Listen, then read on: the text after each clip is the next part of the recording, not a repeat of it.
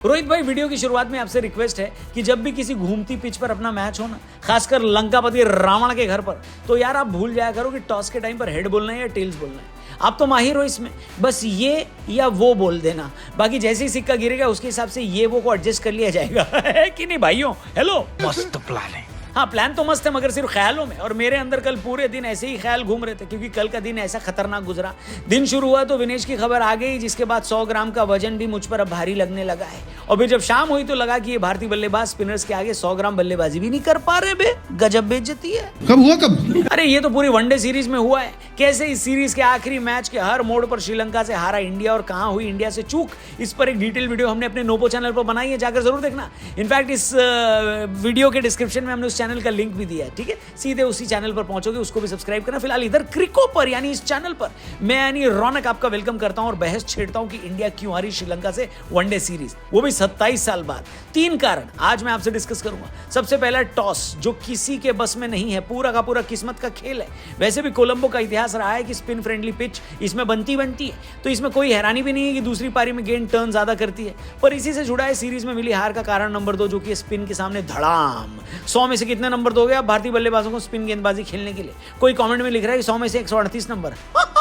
Very clever bro, very clever. खेलो दिमाग से। वैसे दिमाग से खेलना ही सबसे ज्यादा जरूरी है प्रेमदासा जैसी पिचों पर बैटिंग करने के लिए, जिसका इस्तेमाल हमारी टीम ने बिल्कुल भी नहीं किया। और इसी से जुड़ी है भारतीय टीम की तीसरी कमजोरी, खराब शॉट सिलेक्शन।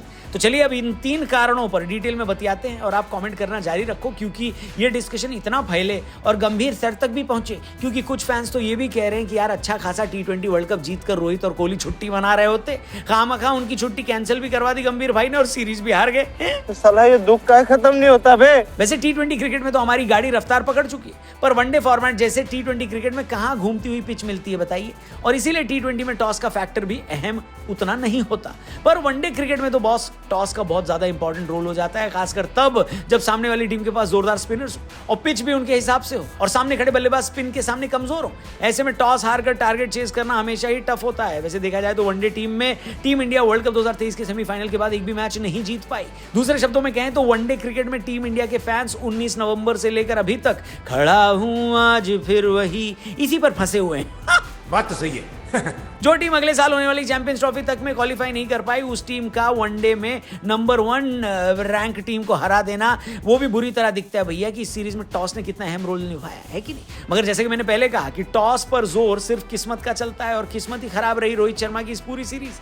मगर सवाल ये भी है कि पहले वनडे में हुई गलती दूसरे में ठीक नहीं हुई और तीसरे में भी नहीं हुई। यानी गलती ये हुई कि इंडिया के जो बल्लेबाज है वो स्पिन गेंदबाजों को खेल ही नहीं पाए। कई एक्सपर्ट्स मानते हैं कि टीम इंडिया का स्पिन के खिलाफ बैटिंग स्टैंडर्ड नीचे गिरा है, जिसमें विराट कोहली का खराब खेल सबसे बड़ा ड्रॉबैक रहा है। कोहली फैंस को ये बात दिल पर लगेगी, मगर बोलना जरूरी है कि श्रीलंका के खिलाफ ओडीआई सीरीज के 3 मैचों में 3 बार ऑल आउट होने वाली टीम इंडिया के 14 विकेट LBW के रूप में लंकाई स्पिनर्स के सामने गिरे हैं भैया। और इन 14 में सबसे ज्यादा 3 बार तो किंग कोहली आउट हुए। ओ भाई मारो मुझे मारो। विराट भाई, आपसे तो ये उम्मीद किसी ने भी नहीं की थी, क्योंकि एक जमाने में आप हमारे चेज मास्टर हुआ करते थे, वो भी इसी फॉर्मेट में।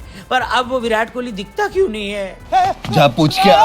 पूरी सीरीज में टीम इंडिया की अगली सबसे बड़ी गलती रही अपनी गलतियों से सीख न ले पाना, जिसमें सबसे बड़ी गलती रही खराब शॉट सिलेक्शन, जिसमें उदाहरण के तौर पर श्रेयस अय्यर ने अपना विकेट कैसे खोया वो देखिए। वेला लागे कि एक ऑफ स्टंप के बाहर की गेंद को श्रेयस ने रिवर्स स्वीप मारकर चौका बटोरा, और फिर अगली गेंद पर वो वेला लागे की गेंद पर ऐसे आउट हुए जैसे उनको पता ही नहीं था कि उन्हें करना क्या है। पूरी सीरीज में श्रीलंका के 14 LBW दिखाते हैं कि श्रीलंका का प्लान साफ था, विकेट पर अटैक करो, मगर अय्यर के विकेट से ये साफ था कि सीधे विकेटों पर आने वाली गेंद के लिए वो रेडी नहीं थे, या यूं कहें कि उन्होंने सोचा ही नहीं था कि गेंद स्टंप्स पर आएगी। कुछ ऐसा ही हाल ऋषभ पंत का हुआ, जिन्होंने कल आगे बढ़कर शॉट खेलने की प्री डिटरमिनेट कोशिश की और स्टंप आउट हो गए। दरअसल एक्सपर्ट्स कह रहे हैं कि ऋषभ पंत ऐसे ही खेलते हैं और उनके लिए यही ठीक है, लेकिन ऐसा करते हुए सावधानी बरतने की जरूरत है। सावधानी ये कि बॉलर को पता नहीं चलना चाहिए कि आप आगे बढ़ने वाले हो, वरना वो या तो गेंद दूर फेंक देगा या तेज डाल देगा। और यही हुआ ऋषभ पंत के साथ, जब टीमचाना ने उन्हें स्टंप कराया। वैसे ऐसा नहीं है कि सीरीज में टीम इंडिया के लिए सब कुछ बुरा हुआ है। श्रीलंका दौरे पर टीम इंडिया को रियान पराग के रूप में एक प्रॉमिसिंग खिलाड़ी मिला है, जो बैटर बोलकर टीम में है लेकिन करता बॉलिंग है।